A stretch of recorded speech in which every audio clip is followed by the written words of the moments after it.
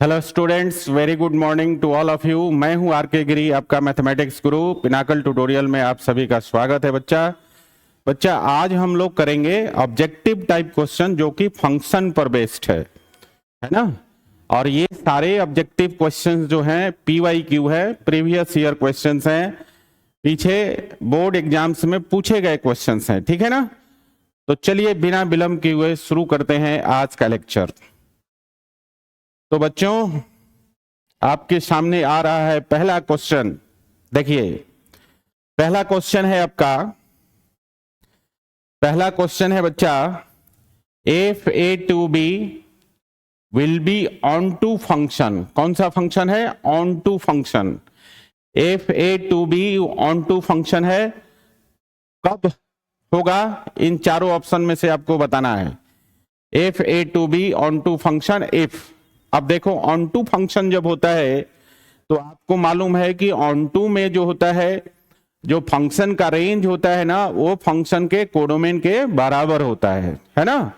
On to function में क्या होता है?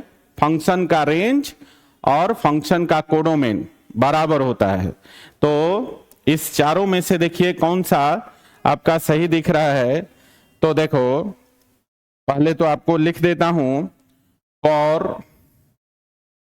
Onto function, for onto function क्या होता है? ऑन टू फंक्शन में जो फंक्शन का रेंज होता है, range of the function is equal to codomain of the function. Function का जो रेंज है वो कोडोमेन के बराबर होता है, ठीक है। और यहां पर जो आपका देखो, यहां पर जो फंक्शन गिवन है ना, गिवन जो फंक्शन है वो आपका सिंबॉलिक फॉर्म में है। ये दिया हुआ है एफ ए टू बी, ठीक है, ये दिया हुआ है। क्लियर है ना। अब देखो, यहां पर ये वाला फंक्शन, ये वाला जो सेट है, ये कोडोमेन कहलाता है, कोडोमेन ऑफ द फंक्शन है। और ये वाला डोमेन ऑफ द फंक्शन है, ये वाला आपका डोमेन ऑफ द फंक्शन है, डोमेन ऑफ द फंक्शन है। तो देखो, कोई फंक्शन डोमेन से कोई एलिमेंट उठाएगा, ठीक है। जैसे मान लो यहां पर एफ ए और बी के फॉर्म में, सेट के फॉर्म में दिया है। तो देखो, यहां थोड़ा सा समझना है। देखो, ये आपका सेट ए है और ये सेट आपका बी है, समझे। और ए से बी में एफ फंक्शन डिफाइंड है, ठीक है ना। अब देखो, एफ जब ए से वैल्यू उठाएगा तो इसका मान जो होगा, इसका मान हो जाएगा आपका एफ ए, ठीक है। और ये वैल्यू किस में जाएगा? बी में जाएगा। तो वो सेट बी के बराबर हो जाएगा। मतलब एफ यहां से जितना भी वैल्यू उठाएगा ना, उन सब के लिए हम लिखेंगे एफ ए, ठीक है। और इसका जो आउटपुट है वो सेट बी में जाएगा, तो वो पूरे सेट बी के बराबर है। क्योंकि ऑन टू है, इसलिए यहां पर जो रेंज है फंक्शन का वो कोडोमेन के बराबर होगा। तो इसका मतलब क्या हुआ? इसका मतलब हो गया कि फंक्शन अगर ऑन टू होगा तो एफ ए बराबर बी होगा, समझे। तो बच्चा, आपका जो ऑप्शन है वो बी नंबर सही हो गया, ठीक है। अगर फंक्शन ऑन टू होगा तो एफ ए का मान सेट बी के बराबर होगा, ठीक है। चलिए आगे बढ़ते हैं हम लोग नेक्स्ट क्वेश्चन की तरफ। तो देखिए, दूसरा क्वेश्चन है आपका, दूसरा क्वेश्चन है, एक सेट दिया हुआ है, इसमें दो एलिमेंट है 1 2। एक दूसरा सेट है, इसमें 3 एलिमेंट है ए बी सी, है ना। सेट का नाम है ए और बी। सेट ए में 2 एलिमेंट 1 2 और सेट बी में 3 एलिमेंट ए बी सी, ठीक है। तो कह रहा है total number of functions from A to B, A से बी में टोटल फंक्शंस की संख्या कितनी होगी, ये आपको बताना है। तो आपको मालूम है कि अगर ए और बी दो सेट है और F A to B function है, तो ए से बी में टोटल फंक्शन की संख्या होता है कितना? n to the power m, total function की संख्या कितनी होती है, n to the power m, ठीक है ना। तो देखो यहां पर हम लोग निकाल लेते हैं a से b में टोटल फंक्शन की संख्या, ठीक है ना। तो देखिए total number of functions, total number of functions from a to b, from a to b is equal to n to the power m। अब n और m क्या है, देखो यहां ध्यान दो, यहां पर सेट a है, सेट a में जो एलिमेंट की संख्या होती है वो m का वैल्यू होता है, तो m का वैल्यू 2 है। और ये आपका सेट b है, और सेट b में जो एलिमेंट की संख्या होती है उसको हम n मानते हैं, तो n का वैल्यू 3 है। तो बताइए n और m का वैल्यू मिल गया, तो यहां पर क्या लिखें, यहां पर हो जाएगा 3 के पावर 2, है ना। n का वैल्यू 3 है और m का वैल्यू 2 है, तो 3 के पावर 2 इज इक्वल टू 9 होता है। और इस प्रकार से आपका a से b में टोटल फंक्शंस की संख्या मालूम हो गया, ठीक है। तो बताइए इसमें से कौन सा ऑप्शन सही हो गया बच्चा, देखो ये आपका ऑप्शन ए सही हो गया, ठीक है ना। ए में 2 एलिमेंट है और बी में 3 एलिमेंट है, तो ए से बी में टोटल फंक्शन की संख्या कितनी होगी, 9 होगी, ठीक है। तो ऑप्शन ए आपका सही हो गया, ठीक है ना। चलिए आगे बढ़ते हैं। अगला क्वेश्चन है बच्चा, देखो अगला क्वेश्चन है, एक सेट दिया हुआ है, तीसरा क्वेश्चन में सेट ए है, इसमें 2 एलिमेंट है ए और बी। दूसरा सेट दिया हुआ है बी, इसमें 3 एलिमेंट है 1 2 3। तो आपसे पूछ रहा है देन टोटल नंबर ऑफ 1 1 और injective functions from A to B, ठीक है। ए से बी में सारे इंजेक्टिव फंक्शन की संख्या आपको बतानी है, कितने इंजेक्टिव फंक्शन ए से बी में डिफाइंड होंगे। इंजेक्टिव का मतलब होता है 1 1, है ना। तो देखो 1 1 फंक्शन में हमने पढ़ा था कि total number of injective functions is equal to होता है npm, है ना। और ये कब होता है, जब n का मान m से बड़ा और बराबर होता है। और दूसरा हमने पढ़ा था टोटल इंजेक्टिव फंक्शन की संख्या 0, ये तब होती है जब n की संख्या m से छोटी होती है। तो यहां पर हम लोग n और m को पहले डिसाइड कर लेते हैं, ठीक है ना। तो देखिए सेट a में जो एलिमेंट है इसकी संख्या को हमने कहा कि m बोलते हैं, तो m की संख्या 2 है। और सेट b में जो एलिमेंट की संख्या है ना इसको हम n बोलते हैं, और इसमें 3 एलिमेंट है, तो n का वैल्यू हो गया 3। अब बताइए n बड़ा है कि m बड़ा है, तो इस केस में आप देख रहे हो जो दिया हुआ है इससे आपको क्या मिल रहा है कि n का वैल्यू m से बड़ा है। n का वैल्यू m से बड़ा हो तो total number of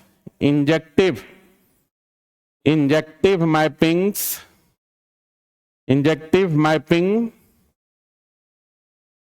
total number of injective mapping हो जाएगा npm।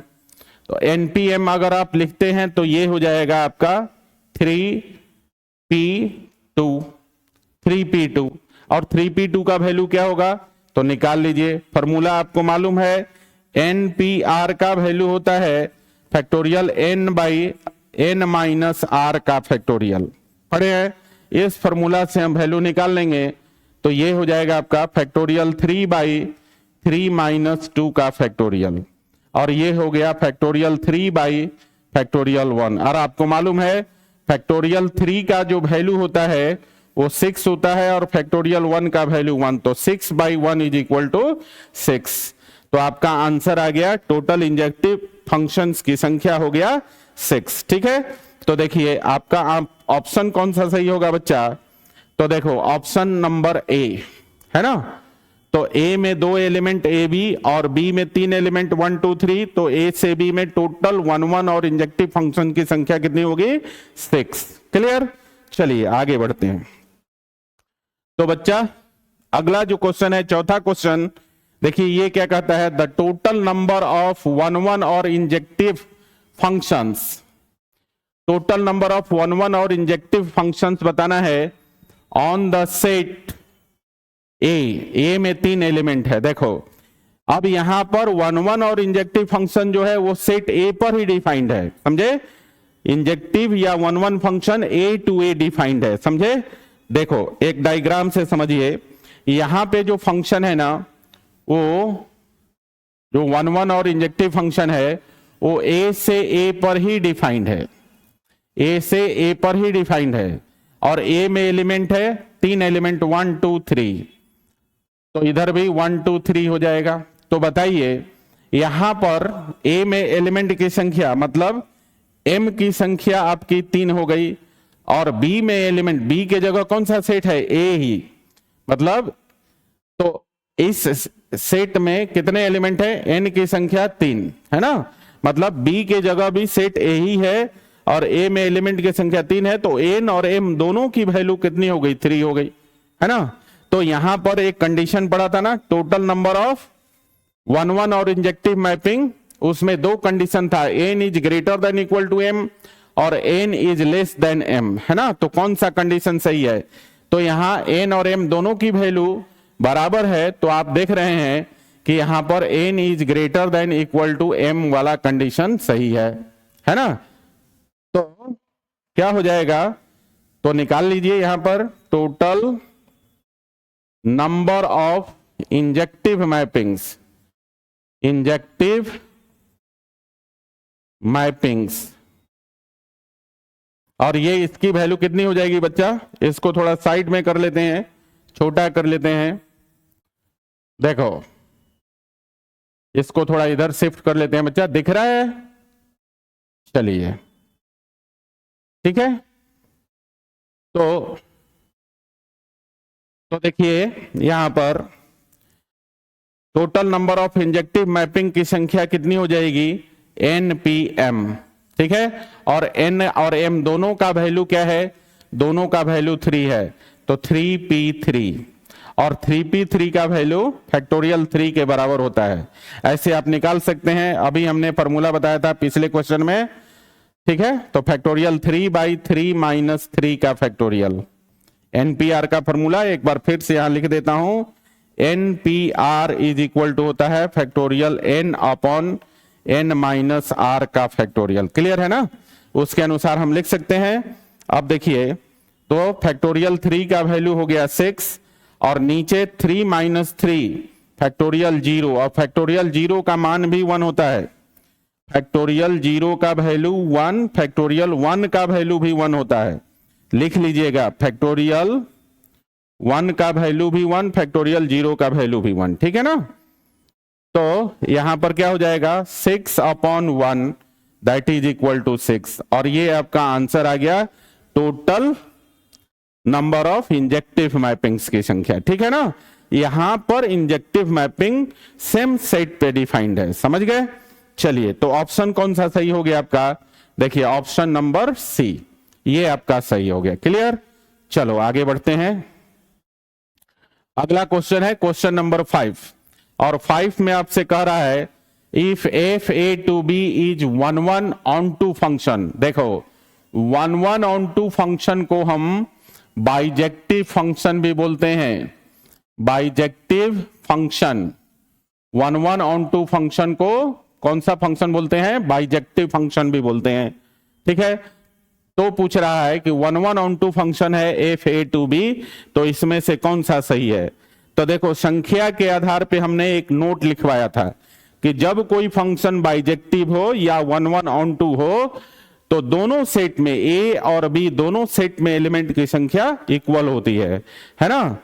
तो बाइजेक्टिव के केस में देखो यहां पर लिख लेना, for bijective mapping, for bijective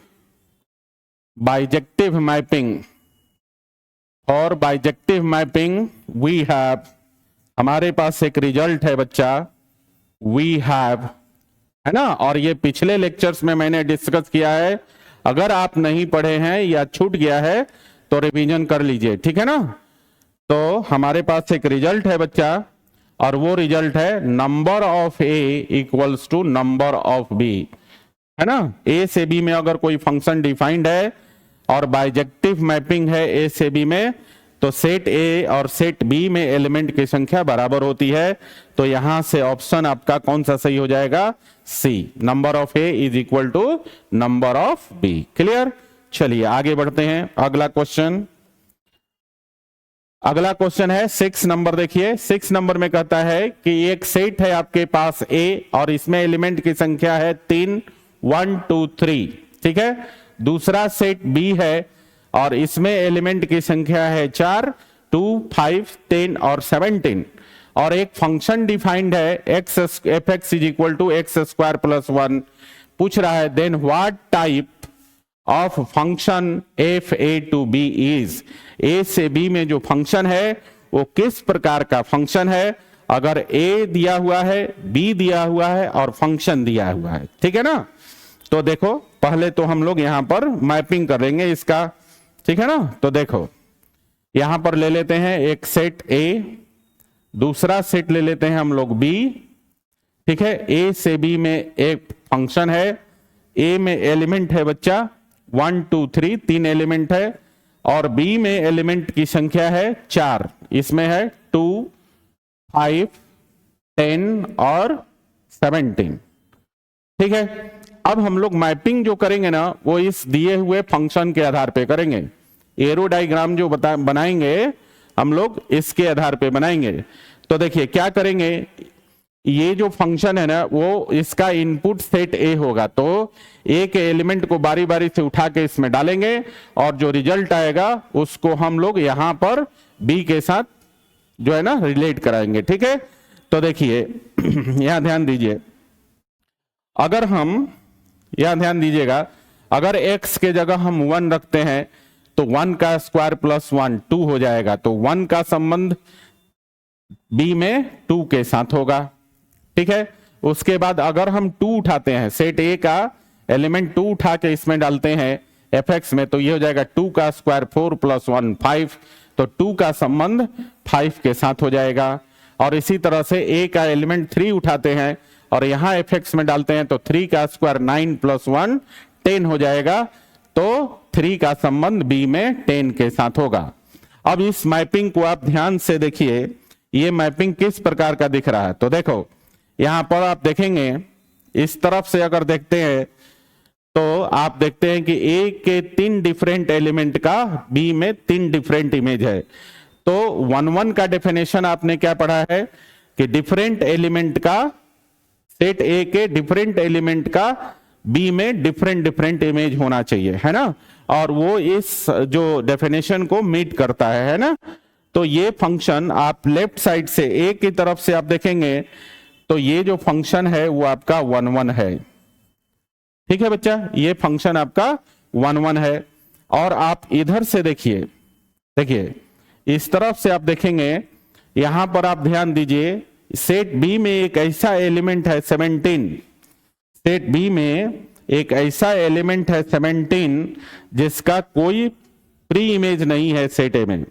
B में एक ऐसा एलिमेंट है 17 जिसका कोई प्री इमेज नहीं है सेट ए में। तो इस प्रकार के फंक्शन को हम लोग इनटू फंक्शन बोलते हैं। कौन सा फंक्शन बोलते हैं? Into function. इनटू फंक्शन में क्या होता है, इनटू फंक्शन का डेफिनेशन है कि सेट बी में कम से कम एक ऐसा एलिमेंट हो जिसका कोई प्री इमेज ए में ना हो। तो यहां पर ये इनटू फंक्शन के डेफिनेशन को मीट करता है बच्चा। तो ये वाला बी साइड से आप देखेंगे तो इनटू हो गया, है ना। तो ये ओवरऑल जो फंक्शन है दोनों को मिला दे तो फंक्शन बन गया आपका 1 1 1 1 1 1 इनटू फंक्शन। कौन सा फंक्शन बन गया बच्चा? 1 1 इनटू फंक्शन, ठीक है ना। तो देखो आपका डेफिनेशन, सॉरी आपके ऑप्शंस क्या क्या है। पहला है 1 1 इनटू, दूसरा है 1 1 ऑन टू, तीसरा है मेनी 1 इनटू और चौथा है मेनी 1 ऑन टू। तो बच्चा आपका जो ऑप्शन है वो ए सही हो गया, 1 1 इनटू फंक्शन है ये, ठीक है। चलिए नेक्स्ट क्वेश्चन की तरफ बढ़ते हैं। तो अगला क्वेश्चन है बच्चा क्वेश्चन नंबर 7 में कहता है, फिर से आपके पास एक सेट दिया है और इसमें 3 एलिमेंट है 1 2 3। सेट बी दिया है, इसमें भी 3 एलिमेंट है 6 7 8 और एफ एक्स का मान दिया हुआ है ठीक है, सेट ए दिया है, सेट बी दिया है और फंक्शन दिया हुआ है एफ एक्स का वैल्यू है एक्स प्लस 5। तो पूछ रहा है then what type of function A to B is, then what type of function F A to B is. फिर से आपसे पूछ रहा है कि ए से बी में किस प्रकार का फंक्शन होगा अगर सेट ए दिया है, सेट बी दिया है और फंक्शन दिया है। क्लियर है? तो फिर से हम लोग मैपिंग बना लेते हैं और वहां से पता चल जाएगा। तो देखिए ये हो गया सेट ए, ये हो गया आपका सेट बी, ए से बी में फंक्शन एफ है, ए में एलिमेंट है आपका 3 एलिमेंट 1 2 3 और बी में एलिमेंट है, बी में भी 3 ही एलिमेंट है और ये है 6 7 और 8 है ना। अब फंक्शन को हम मैपिंग करेंगे, मतलब एरो से रिलेट कराएंगे और ये जो होगा वो क्या करेंगे, सेट ए के एलिमेंट को बारी बारी से उठा के इस एफ एक्स में डालेंगे, है ना। ठीक है, और जो रिजल्ट आएगा उसको हम बी से रिलेट कराएंगे। तो देखिए सेट ए का एलिमेंट 1 अगर उठाते हैं और एक्स के जगह डालते हैं एफ एक्स में तो 1 + 5 हो जाएगा 6। तो 1 का संबंध आपका हो जाएगा 6 के साथ। ठीक है, सेट ए का एलिमेंट 1 का संबंध सेट बी में 6 के साथ हो जाएगा। इसी प्रकार सेट ए से हम 2 उठाते हैं और एफ एक्स में डालते हैं तो 2 + 5 7 हो जाएगा। तो सेट ए के एलिमेंट 2 का संबंध बी में 7 के साथ हो जाएगा। और अगर हम 3 उठाते हैं और एफ एक्स में डालते हैं तो 3 + 5 8 हो जाएगा। तो 3 का संबंध सेट ए के एलिमेंट 3 का संबंध बी में 8 के साथ हो जाएगा। अब देखिए इस मैपिंग को देखने से ही पता चल गया कि ये मैपिंग जो है आपका 1 on 2 मैपिंग है ना। देखेंगे आप, इधर से आप देखेंगे तो आप देख रहे हैं कि सेट ए के तीनों डिफरेंट एलिमेंट है, सेट ए में जो 3 एलिमेंट है तीनों के तीनों डिफरेंट है और इन तीनों डिफरेंट एलिमेंट का सेट बी में डिफरेंट इमेज बनता है। तो इधर से आपका जो फंक्शन है वो 1 1 है ना। और इधर से आप देखेंगे बी साइड से देखेंगे तो सेट बी में जितने भी एलिमेंट है उन सबका कम से कम एक प्री इमेज ए में एग्जिस्ट करता है। और ये ऑन टू का डेफिनेशन है। ऑन टू में कहता है कि सेट बी में कम से कम सेट बी के प्रत्येक एलिमेंट का सेट बी के प्रत्येक एलिमेंट का सेट ए में कम से कम एक प्री इमेज होना चाहिए। तो आप देख रहे हैं कि सेट बी में जितने भी एलिमेंट हैं उन सबका कम से कम एक प्री इमेज तो है सेट ए में। तो इधर से जो फंक्शन है ना वो ऑन टू हो गया और इन दोनों को मिला देते हैं तो फंक्शन बन जाता है 1 1 on 2, 1 1 on 2। और इसी को हम बाइजेक्टिव फंक्शन भी बोलते हैं, है ना। इसी को 1 1 on 2 को बाइजेक्टिव बोलते हैं। तो बताइए इसमें से कौन सा सही है ना। तो देखिए इनटू तो नहीं है, दूसरा दे रहा है बी में 1 1 on 2, तो ये आपका ऑप्शन सही है। बाकी हम 2 को और चेक कर लीजिए, मेनी 1 on 2 भी नहीं है और कांस्टेंट फंक्शन भी नहीं है। तो ऑप्शन आपका बी सही है। क्लियर है? चलो आगे बढ़ते हैं। चलिए अगला क्वेश्चन है बच्चा, अगला क्वेश्चन है फिर से आपके पास एक फंक्शन है एफ आर टू आर। ठीक है ना, रियल नंबर से रियल नंबर पर एक फंक्शन डिफाइंड है एफ और इस प्रकार से डिफाइंड है such that f x is equal to, देखिए यहां पर दिया है F x is equal to 1/1 + x²। तो पूछ रहा है then what type of function f is. ठीक है ना, तो फिर से यहां पर फंक्शन एफ दिया है, रियल नंबर से रियल नंबर पे डिफाइंड है और एफ एक्स का मान दिया है 1/1 + x²। तो पूछ रहा है कि ये जो फंक्शन है किस प्रकार का है, 1 1 है, on 2 है, 1 1 on 2 है या नन ऑफ दीज है। ठीक है, तो देखिए यहां पर हम लोग क्या करते हैं कि यहां पर हम लोग चेक करेंगे। ठीक है ना, यहां पे हम लोग चेक करते हैं। तो देखिए पहले तो 1 1 चेक करते हैं। 1 1 के लिए देखिए 1 1 के लिए हम लोग लिखते हैं इंजेक्टिविटी। क्या लिखते हैं? Injectivity, injectivity. ठीक है ना, 1 1 के लिए लिखते हैं इंजेक्टिविटी। और 1 1 चेक करने के लिए हम लोग क्या करेंगे, दो नंबर्स ले लेंगे इसके डोमेन से, इस फंक्शन के डोमेन से, और डोमेन इसका रियल है तो लेट कर लिया x1 x2 belongs to real number r। ठीक है, और उसके बाद आपको क्या करना है, एज्यूम करना होता है। एज्यूम कर लीजिए, और क्या एज्यूम करना होता है कि fx is equal to fx2, x1 x2 पर fx1 और fx2 को बराबर मान लिया जाता है। ठीक है, अब यहां पर fx1 और fx2 का मान रखिए। ठीक है, तो fx1 का मान हो जाएगा 1/1 प्लस x1 का स्क्वायर और fx2 का मान हो जाएगा 1/1 प्लस x2 का स्क्वायर।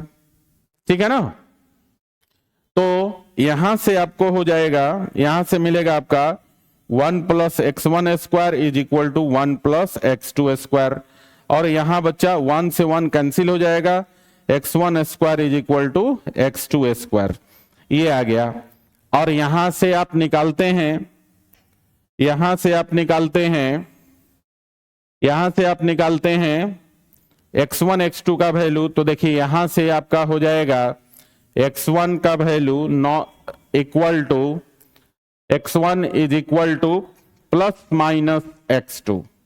ठीक है, क्योंकि x इसका डोमेन जो है रियल है, तो आप क्या देख रहे हो, आप देख रहे हो कि x1 x2 बराबर नहीं हुए, x1 के दो वैल्यू आ गए, माइनस x2 और प्लस x2। ठीक है, तो दो वैल्यू जब आ जाता है तो हम इसको बोलते हैं कि ये फंक्शन मेनी वन हो जाता है। ठीक है, 1 1 नहीं है, तो हम बोल सकते हैं बच्चा कि therefore f is not 1 1, f is not 1 1। Clear है? चलिए, अब ये तो क्लियर हो गया कि 1 1 नहीं है तो 1 1 ऑन 2 भी नहीं होगा। ठीक है, 1 1 नहीं है तो 1 1 ऑन 2 भी नहीं होगा। देखो 1 1 भी नहीं है तो 1 1 ऑन 2 भी नहीं होगा। ठीक है, अब है ऑन 2 चेक करना है। ऑन 2 चेक करने के लिए आपका जो है, ऑन 2 चेक करने के लिए आपका जो रेंज है वो कोडोमेन के बराबर होना चाहिए। रेंज जो होना चाहिए वो कोडोमेन के बराबर होना चाहिए।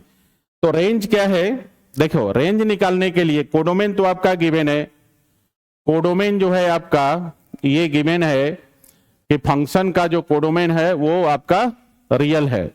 रेंज के लिए देखिए यहां पे लिखते हैं हम लोग, for x belongs to real, x के रियल होने के लिए x स्क्वायर का जो मान है वो always greater than equal to 0 होगा। ठीक है ना, तो 1 प्लस x स्क्वायर का जो मान है वो always greater than equal to 1 होगा। ठीक है, तो इसी प्रकार से आप देखेंगे कि 1/1 प्लस x स्क्वायर का जो मान है वो आपका ग्रेटर देन इक्वल टू 0 हो जाएगा। मतलब जो भी मान निकलेगा 1/1 प्लस x स्क्वायर का, उसका वैल्यू या तो 0 नहीं होगा, क्योंकि यहां पर जो है ना 0 को छोड़कर, हाँ 1/1 प्लस x स्क्वायर का मान ग्रेटर देन 0 होगा, पॉजिटिव वैल्यू आएगा। मतलब आप देख रहे हैं, और ये जो वैल्यू है ना, ये जो वैल्यू है आपका 1/1 प्लस x स्क्वायर का जो मान है, ये जो है आपका fx का मान है। तो हम इसको ऐसा भी तो लिख सकते हैं कि fx इज ग्रेटर देन 0, और fx ग्रेटर देन 0 हो गया, मतलब जो आउटपुट आएगा इसका वो हमेशा 0 से बड़ा होगा। आउटपुट का जो मान है हमेशा 0 से बड़ा होगा, और जब 0 से बड़ा होगा तो हम बोल सकते हैं कि इसका रेंज जो है, इसका जो रेंज है आपका, इसको पहले शिफ्ट कर लेते हैं हम लोग। देखिए इसको थोड़ा शिफ्ट कर लेते हैं,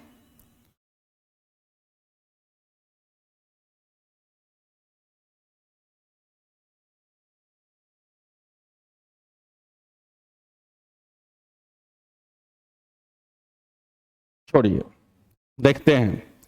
हाँ, तो हम यहां पे लिख लेते हैं बच्चा, देखो यहां लिख लेते हैं। देखिए यहां पर तो रेंज क्या हो गया आपका, रेंज जो हो गया आपका 0 से बड़ा है ना, fx का मान 0 से बड़ा है, तो रेंज ऑफ द फंक्शन हो जाएगा आपका ओपन इंटरवल में जाएगा 0 टू इंफिनिटी, है ना। तो देखिए ये रेंज है और फंक्शन का ये कोडोमेन है। तो रेंज आ गया 0 टू इंफिनिटी और कोडोमेन है आपका, कोडोमेन है रियल। है ना। तो बच्चों ये क्या देख रहे हैं कि रेंज और कोडोमेन बराबर नहीं है, इसका मतलब है कि फंक्शन ऑन टू भी नहीं है। तो 4 ऑप्शन में से 3 ऑप्शन आपका कैंसिल हो जाता है, तो 3 के कैंसिल होने से एक ही ऑप्शन बचता है आपका चौथा, तो आपका आंसर हो गया नन ऑफ दिस। क्लियर है। चलिए आगे बढ़ते हैं हम लोग। अगला क्वेश्चन है बच्चा 9 नंबर, और क्वेश्चन नंबर 9 है, देखिए, if f R to R is defined by f x is equal to 2x plus 3 then F inverse x. ठीक है, ठीक है बच्चा। तो 2 मिनट इंतजार कीजिए, अभी मैं आ रहा हूं। ठीक है, ठीक है ना।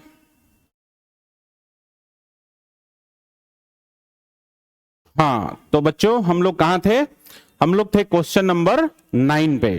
ठीक है ना। चलिए थोड़ा समझ लीजिए, यहां पर क्वेश्चन में आपका दिया हुआ है एफ एक फंक्शन है आर टू आर, ठीक है, और एफ एक्स का मान दिया हुआ है 2x प्लस 3, तो एफ इनवर्स एक्स का मान पूछ रहा है। ठीक है ना। तो देखिए आपको दिए हुए फंक्शन का इनवर्स निकालना है। तो आपको मालूम है कि जब आपके पास एफ एक्स दिया हुआ है ना, तो एफ एक्स को हम लोग y मान लेते हैं। क्या मान लेते हैं, इनवर्स निकालने के लिए एफ एक्स को y मान लेते हैं। तो यहां पे हम लोग लिखेंगे y is equal to 2x plus 3, और जब हम लोग एफ एक्स को y मानते हैं तब क्या तो हम लोग करते क्या है कि x को y के टर्म में एक्सप्रेस कर देते हैं। तो इसके लिए हम लोगों को क्या करना होगा बच्चा, 3 को इधर ले आएंगे, तो ये हो जाएगा y minus 3 is equal to 2x। Clear है। y minus 3 is equal to 2x हो गया। अब x निकालना है तो 2 को भी इधर लाना होगा, तो x का जो मान है वो हो जाएगा y माइनस 3/2। क्लियर, x निकल गया। जब x निकल जाए तो x को हम लोग क्या लिखते हैं, एफ इनवर्स y लिखते हैं, है ना। जब इनवर्स निकालते हैं तो आपको हमने नियम बताया था, ठीक है ना। इन्वर्टिबल फंक्शन में आप देखेंगे, पीछे रिवीजन कीजिए ना, जहां इन्वर्टिबल फंक्शन पढ़ाया है वहां पे हमने पढ़ाया है कि किस प्रकार से कोई फंक्शन दिया हुआ है तो उसका इन्वर्स निकालते हैं। तो उसमें हमने ये सारा चीज बताया हुआ है, ठीक है ना। फिर भी एक बार यहां पर मैं समझा देता हूं। देखो कैसे हम लोग लिखते हैं एक्स को एफ इनवर्स वाई। तो हम लोग क्या करते हैं, एफ एक्स को हम लोग वाई मानते हैं, है ना। देखो यहां पर एफ एक्स की जगह वाई लिखा है। अब क्या करते हैं, यहां से एफ को इस साइड ले जाते हैं, तो इधर बच जाता है आपका एक्स, और एफ जब दूसरी साइड जाता है तो ये हो जाता है इनवर्स, तो एफ इनवर्स वाई। तो इस प्रकार से एक्स को हम लोग लिखते हैं एफ इनवर्स वाई। क्लियर है। अब जहां एक्स है ना, यहां पर हम लोग लिख देंगे एफ इनवर्स वाई, और एफ इनवर्स वाई का वैल्यू हो गया वाई माइनस 3/2। क्लियर है। तो देखिए अब हम लोग एक रिप्लेसमेंट करते हैं। क्या रिप्लेस करते हैं, रिप्लेस y एज x।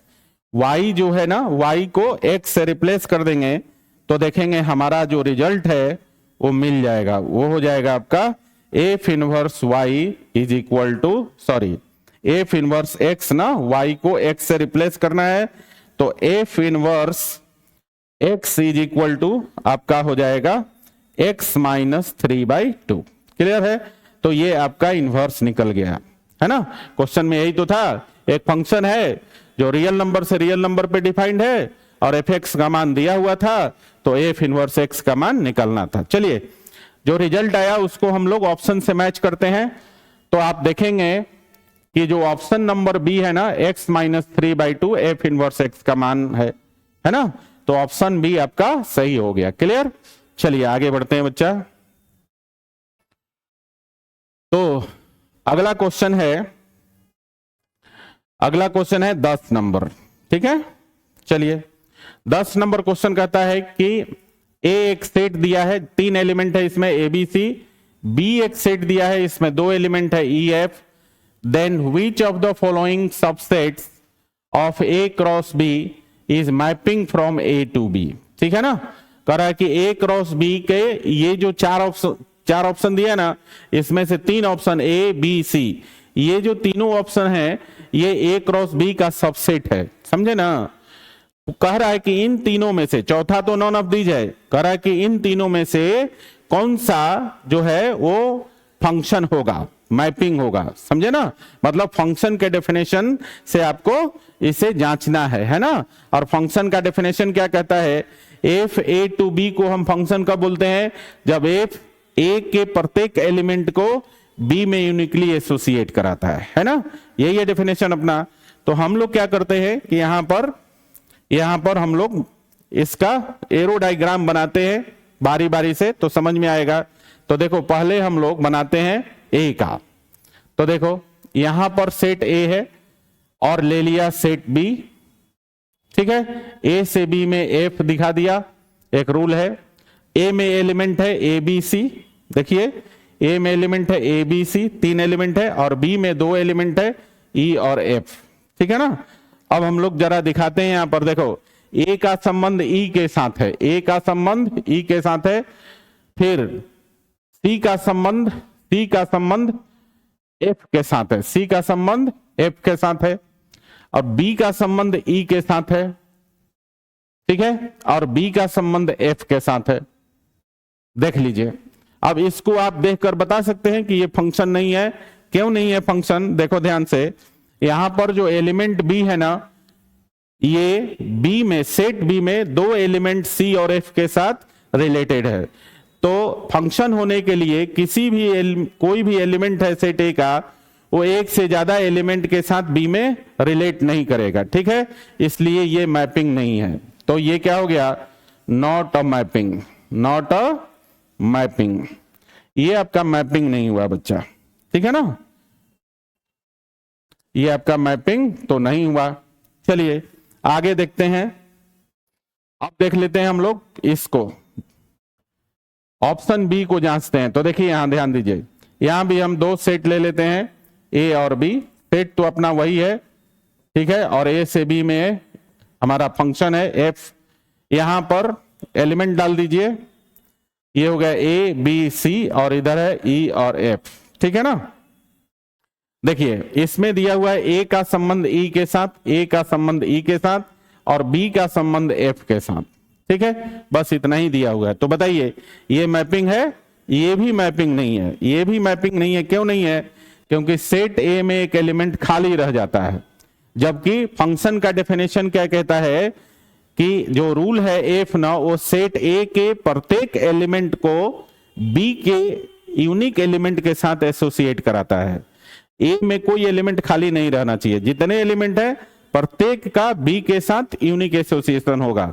लेकिन यहां पर आप क्या देख रहे हैं कि सेट ए में एक एलिमेंट खाली बच गया सी, जिसका बी के साथ एसोसिएशन नहीं है। तो ये भी आपका मैपिंग नहीं हुआ, नॉट अ मैपिंग। ये भी आपका मैपिंग नहीं हुआ बच्चा, क्लियर है ना। ये भी आपका मैपिंग नहीं हुआ, ठीक है। चलिए अब एक बच गया और सी, है ना। तो इसको भी देख लेते हैं, इसका यहीं बना लेते हैं। देखिए ये आपका सेट ए है,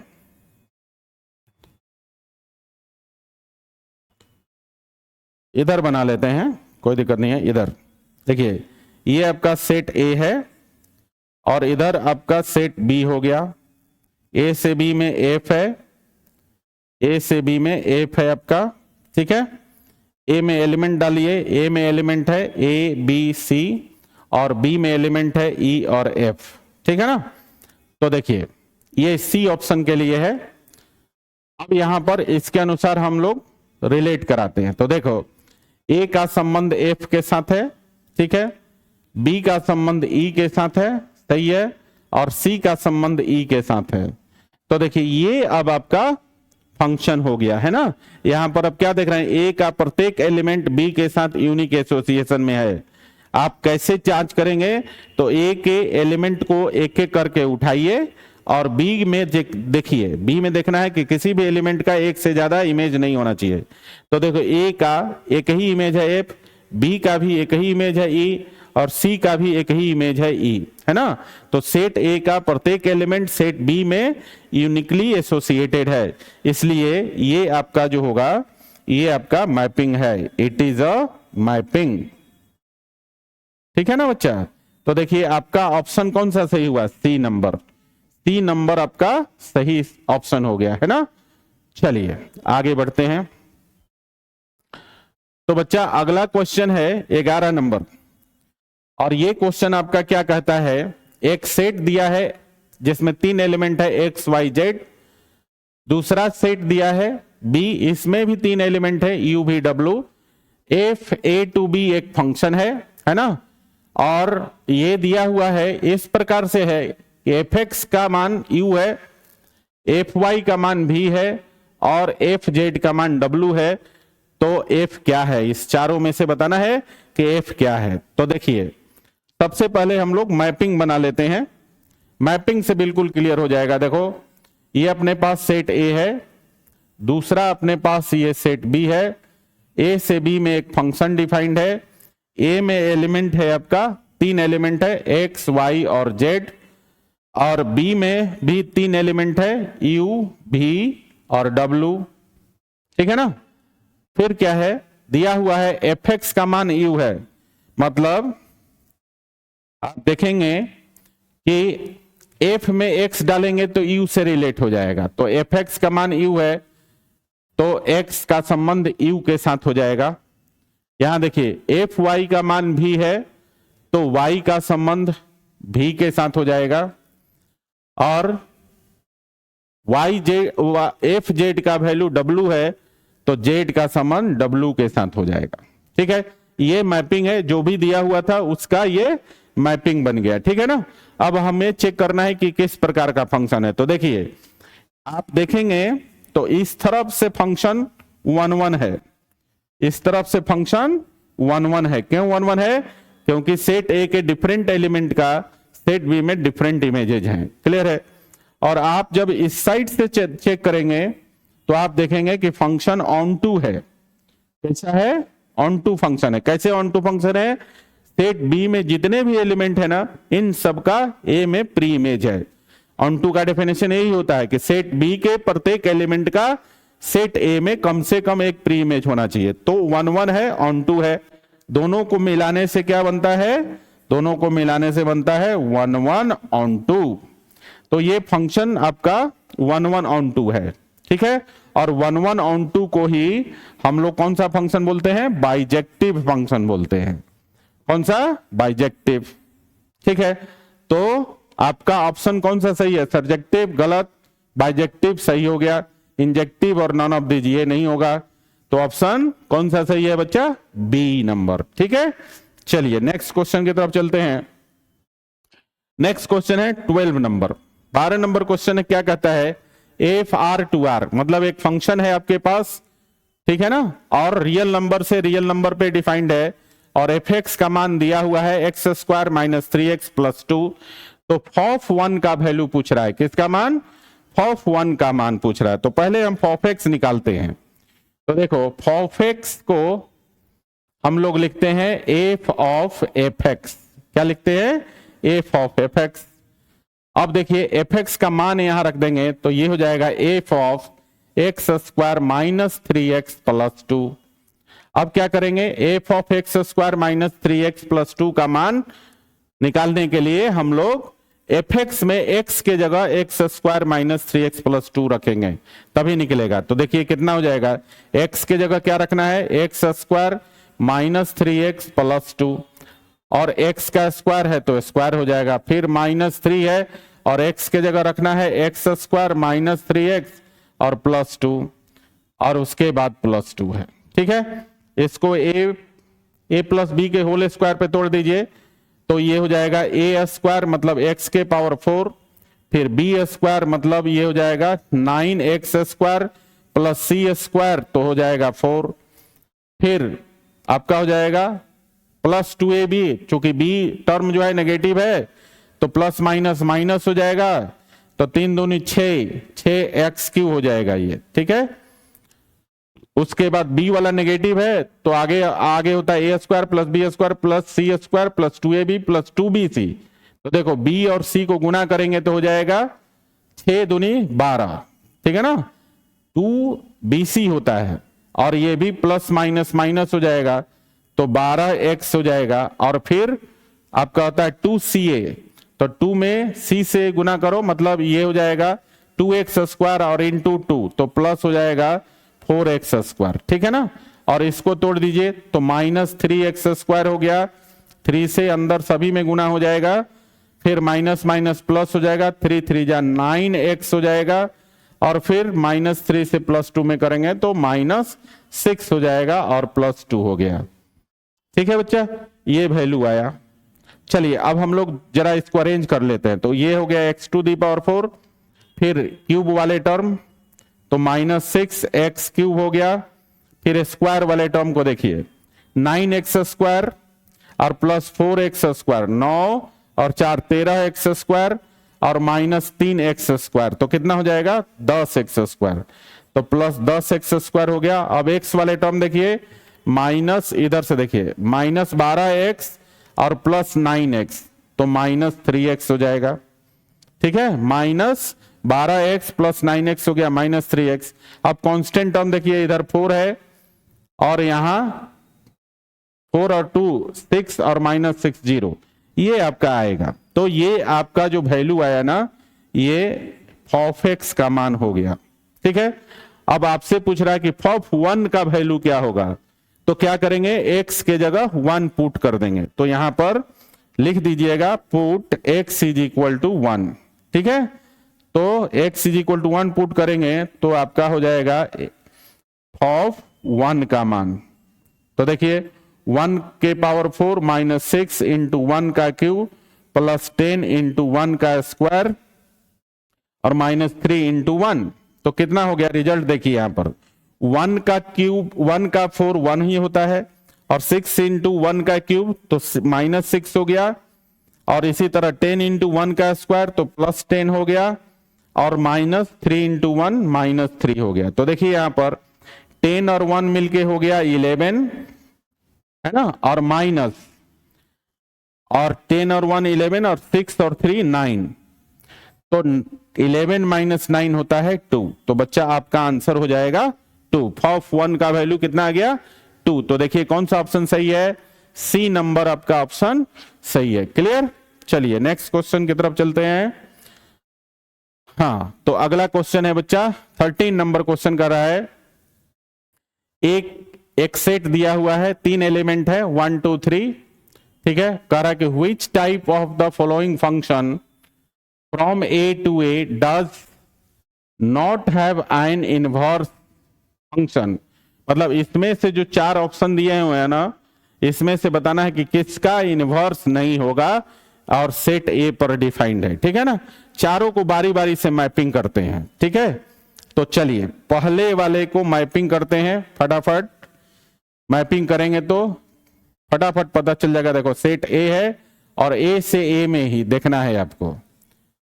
ठीक है ना, ए से ए में देखना है, 3 एलिमेंट है ना, 1 2 3, इधर भी 1 2 3। ठीक है, अब देखो जरा मिला दो, 1 का 1 से संबंध है, 1 का 1 से संबंध है, 2 का 2 से संबंध है, और 3 का 3 से संबंध है। ठीक है बच्चा, तो देखो ये जो फंक्शन है ये इधर से 1 1 है, इधर से 1 1 है, और इधर से देखेंगे तो ऑन टू भी है, 1 1 ऑन टू है, मतलब बाइजेक्टिव फंक्शन है, और बाइजेक्टिव है तो इसका इनवर्स एग्जिस्ट करेगा। क्लियर है ना, तो यहां पर जो है इसका इनवर्स एग्जिस्ट करेगा। आपको बताना है किसका इनवर्स नहीं एग्जिस्ट करेगा। देखो if a to a does not have an inverse function, तो ऑप्शन ए में तो इनवर्स एग्जिस्ट करेगा इसका। ये देखो ये जो है आपका बाइजेक्टिव है, और बाइजेक्टिव है तो इसका इनवर्स एग्जिस्ट करेगा। ठीक है ना, अब चलिए हम लोग दूसरे वाले को देखते हैं, इसका इधर बना लेते हैं। देखिए ये आपका सेट ए हो गया, ये आपका सेट बी हो गया, और यहां पर एफ है, ए में एलिमेंट है 1 2 3, बी में एलिमेंट है 1 2 3। ठीक है, मतलब दोनों सेट ए ही ना है, सॉरी यहां पर सेट ए ही लिखना है। अब इसको जरा रिलेट कराइए, 1 का 2 के साथ संबंध है, 2 का 1 के साथ संबंध है, और 3 का 1 के साथ संबंध है। तो देखिए यहां पर ये जो फंक्शन है, इस फंक्शन को देखने से पता चल रहा है कि ये जो फंक्शन है 1 1 तो है, ए के तीनों डिफरेंट एलिमेंट का यहां पर ये फंक्शन मेन ही 1 है। आप देखेंगे ध्यान से कि 2 और 3 का एक ही इमेज है, तो ये तो फंक्शन मेन ही 1 है। कौन सा है? मेन ही 1 फंक्शन है, और मेन ही 1 फंक्शन का इनवर्स एग्जिस्ट नहीं करता है। मेन ही 1 फंक्शन का इनवर्स एग्जिस्ट नहीं करता है, तो बच्चा ऑप्शन नंबर बी सही है, बाकी को चेक करने की आवश्यकता नहीं है। बी ही हमारा जो है सही ऑप्शन हो गया, ठीक है ना। तो बी का इनवर्स एग्जिस्ट नहीं करेगा। आप चाहें तो चेक कर सकते हैं, लो मैं चेक ही कर देता हूं। अब सी के लिए जरा चेक करते हैं। देखो सी में ये अपना सेट हो गया, ए टू ए दिखाना है ना, ए टू ए, और ये आपका फंक्शन एफ हो गया। ए में एलिमेंट 1 2 3 1 2 3, इसको मैपिंग करो 1 का 3 के साथ, 1 का 3 के साथ, और फिर 3 का 2 के साथ, 3 का 2 के साथ, और फिर 2 का 1 के साथ, 2 का 1 के साथ। तो देखिए यहां पर फिर से ये फंक्शन बाइजेक्टिव हो जाएगा। कैसा फंक्शन हो जाएगा? ये आपका बाइजेक्टिव हो गया। बाइजेक्टिव क्यों है? क्योंकि देखो ये 1 1 ऑन 2 दोनों हो गया है ना। इधर से आप देखेंगे ए साइड से, तो ए के डिफरेंट एलिमेंट का बी ए इधर वाले में डिफरेंट इमेज है, और इधर से आप देखेंगे राइट साइड से, तो ए के प्रत्येक एलिमेंट का कम से कम इधर वाले लेफ्ट में एक प्री इमेज है। तो 1 1 ऑन 2 बाइजेक्टिव हो गया, तो इसका भी इनवर्स एग्जिस्ट करेगा, है ना। और इसको आप चेक करना है, डी को चेक करना है, तो इस साइड कर लेते हैं। देखो ध्यान देना, डी को इस साइड कर लो।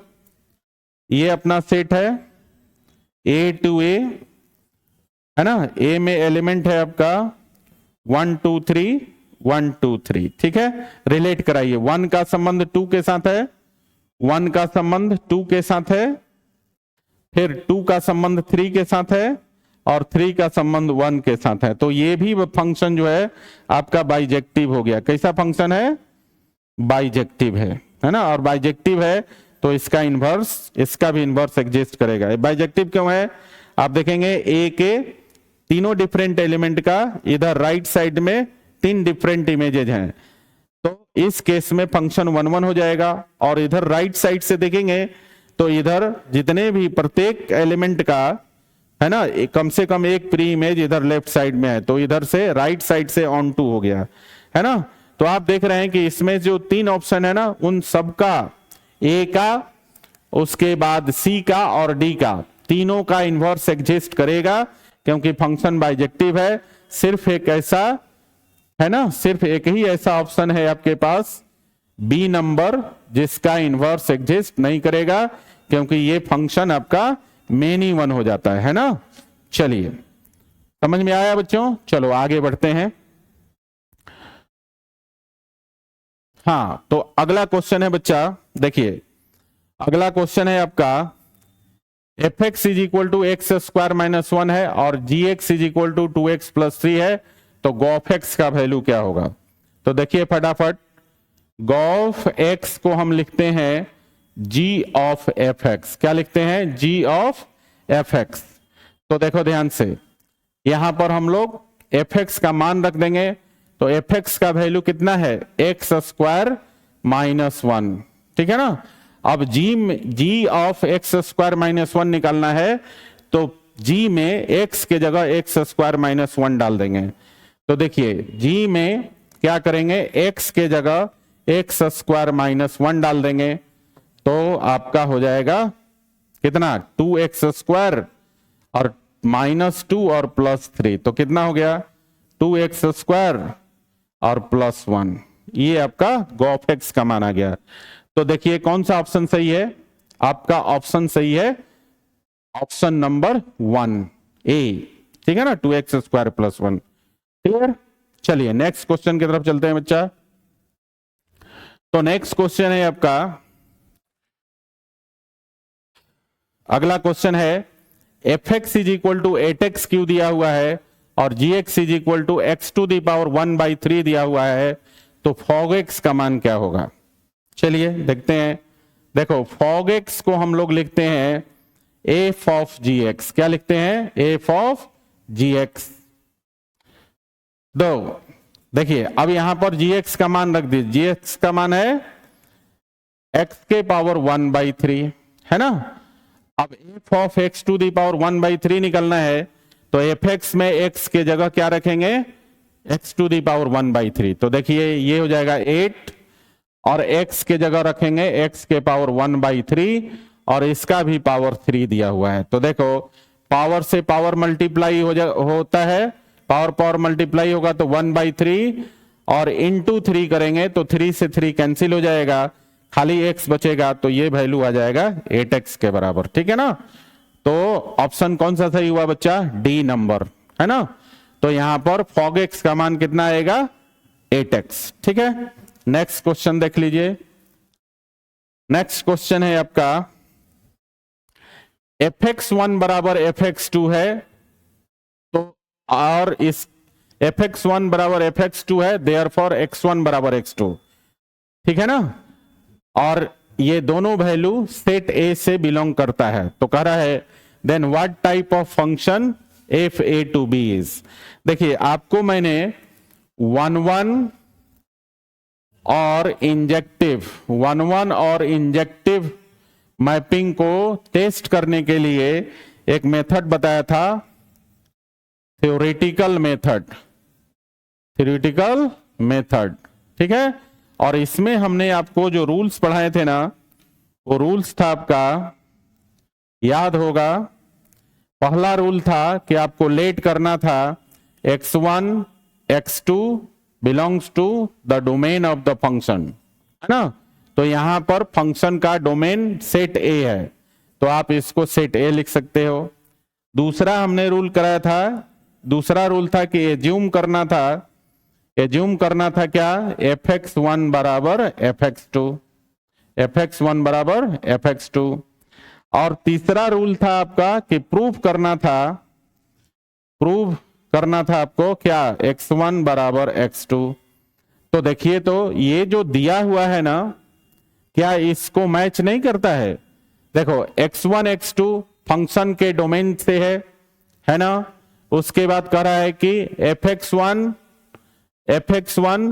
यहां देखिए fx1 बराबर fx2 है, एज्यूम कर लिया, और इसके वजह से क्या आया? x1 बराबर x2। तो ये जो दिया हुआ है ना, वो 1 और इंजेक्टिव मैपिंग के रूल्स को फॉलो करता है ना। तो ये जो फंक्शन है एफ ए टू बी, वो कौन सा होगा? 1 फंक्शन। ठीक है ना। तो ऑप्शन नंबर डी आपका सही हो गया। क्लियर है ना। चलो नेक्स्ट क्वेश्चन है बच्चा 17 नंबर, और इसमें क्या कहता है आपका? देखिए इसमें कहता है the inverse of the function, और ये फंक्शन दिया है, इसका इनवर्स क्या होगा? तो आपको मालूम है जो फंक्शन दिया रहता है उसको हम मानते हैं y, fx को y मान लिया, और ये वैल्यू है x - 1 अपॉन x + 1। अब क्रॉस मल्टीप्लाई करके यहां से x को y के टर्म में एक्सप्रेस करेंगे, तो देखो कितना हो जाएगा? इधर हो जाएगा xy और plus y, xy plus y equals to x - y। ठीक है। क्या करना है आपको? x को हम इस साइड लाएंगे और y को हम इस साइड ले जाएंगे। ठीक है बच्चा। तो देखिए कितना हो जाएगा? इधर हो जाएगा xy और माइनस, या इसको थोड़ा सा परिवर्तन कर दीजिए। देखिए ऐसा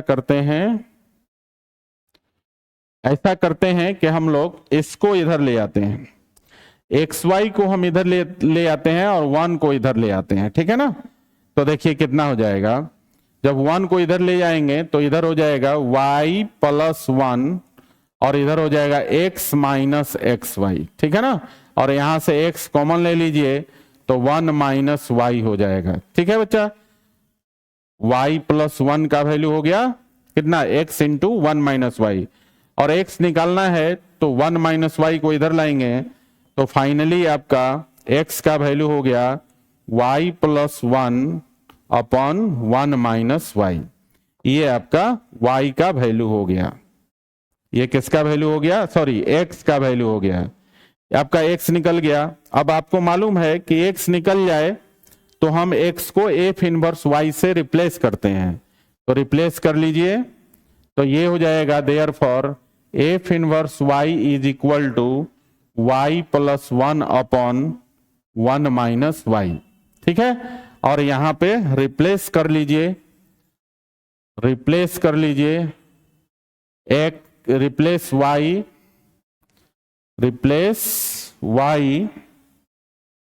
एज x, y के जगह x को रिप्लेस कर दीजिए।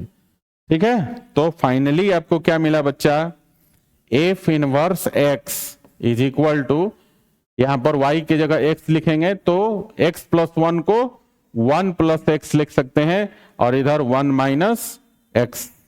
तो देखिए f इनवर्स x का वैल्यू आपका निकल गया।